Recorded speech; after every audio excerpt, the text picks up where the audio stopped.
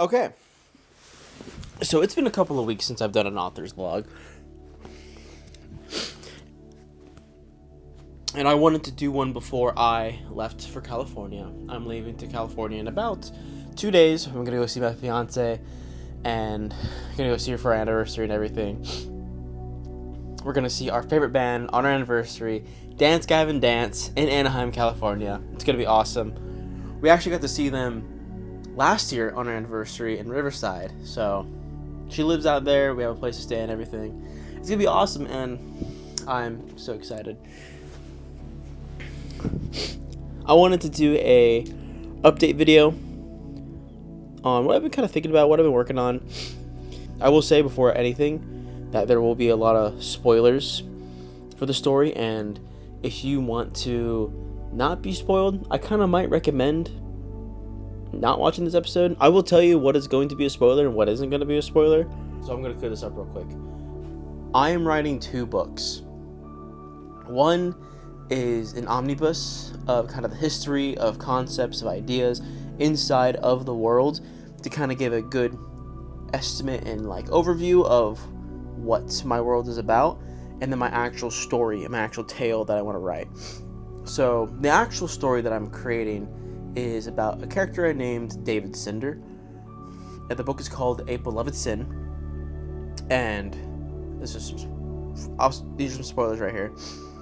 It starts how his turmoil with royalty, how he hates royalty. He joins the Crown Splitters to regicide and kill demi-beasts and royalty and demigods, to eventually where he is developed and tasked by God to ascend to heaven and kill all the polytheistic angels that are farce gods to the earth, right? That is kind of the story that I mainly want to be writing, and I have been mainly writing. So the other book that I've been talking about is kind of the families, the history, the different gods, what lucidity is, the origin of the Crown Splitters, all that. So I'm writing 2 books, and I wanted to clear that up.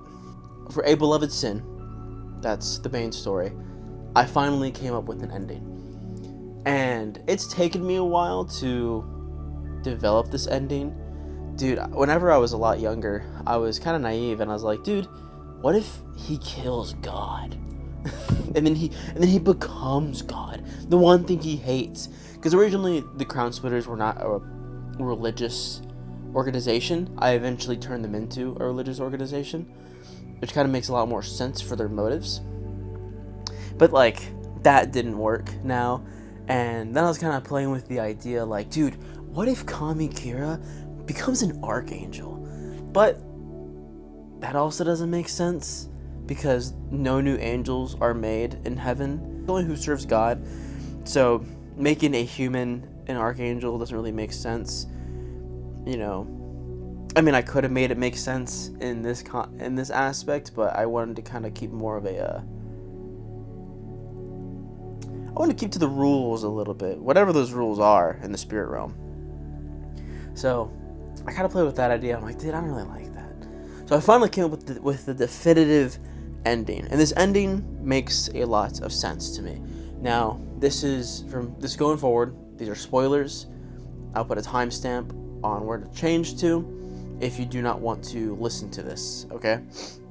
After David ascends to heaven, into the wilderness of heaven, he finds and kills all the angels that were idolized on heaven. So the false gods, right? The polytheistic gods. He kills them, slaughters them, doesn't leave any of them standing, right? And then God finally comes down from the 10th heaven and congratulates David for completing his task that he has pointed him to. So what he does as a reward, David is selected to repopulate the earth. Now that all the polytheistic influence is gone, God then decides to destroy everything on earth. All of man who worship the polytheism, all the demigods from the bloodlines, everything. He decides to destroy them and just restart. That is the ending right there. Basically, kind of taking up an Adam and Eve from Genesis and having David be Adam in this aspect to repopulate the earth after it's been destroyed. And God takes a rib from David and tells him to whatever woman you envision or that you genuinely love, she will be created once again for you, but not keep any of the memories that they had. So basically it's like, I'm giving you a wife and go be fruitful is the idea. Right. But in this ending, I kind of want the feeling it's not going to be it's going to be a happy ending or a resolved ending, I will say. But the idea is that as a man, whenever God has decided to do something, you have no choice but to do it, is the idea. So he has no say on God destroying the world because he's sovereign over all, right? And the emotion that David has to bear from his past life into the new. I kind of want to really emphasize that, where yes, this is a reward, but at the cost of no control, kind of thing. So, and there's another spoiler. Here's another spoiler. So his companion, Sunita, she dies like way early on before the ending. Some of my friends knew that. A lot of my friends really liked Sunita as a character. I mean, she's a pretty cool character. Don't get me wrong. She's a pretty sick character. But she dies. And David is going to pick Sunita to be his wife, which is going to call back to what her calling was to be a wife and a mother.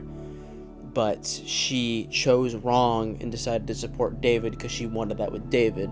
But David had another mission appointed by God. So it gets really messy. Not really.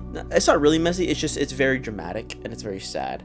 But it's like, it's a happy ending. It's a resolved ending. But at what cost, you know? All right. Switching up the camera angle. I don't know how that's gonna look in post, so you just have to kind of deal with this. So that's the ending I've come up with, and I thought it's a very good resolution and conclusion to the story, in all honesty. But now let me talk about a couple other things outside of the main story. All right, so I actually talked about the world name, which I talked about it being named Inanis, right? Inanis.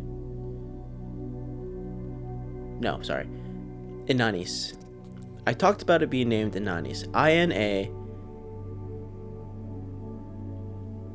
Inanis. Inanis, right? Is that right?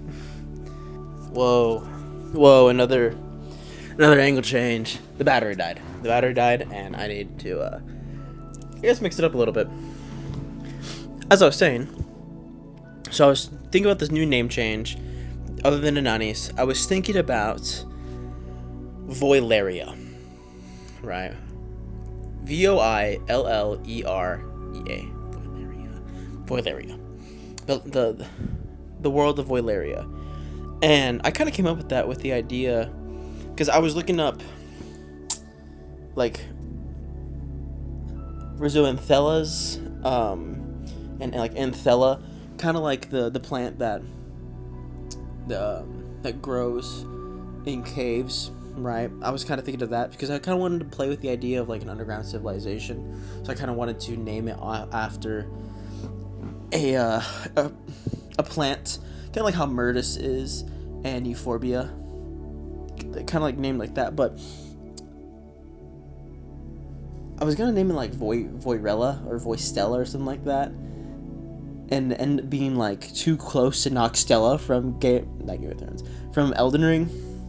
It's like, yeah, bro, I can't do that.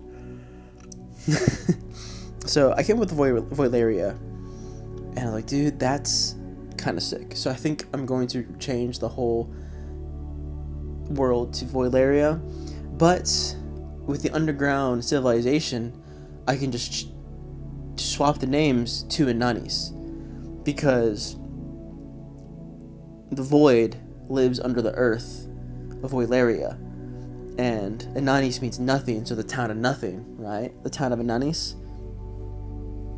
I'm thinking, that's where the void is at.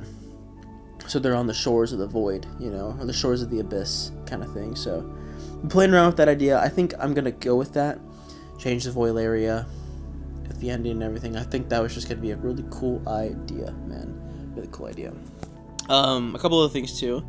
I also finally named Argist Castle, Andonia.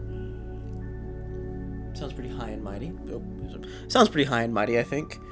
The Castle Andonia, owned by the Argos family in the region of Argist.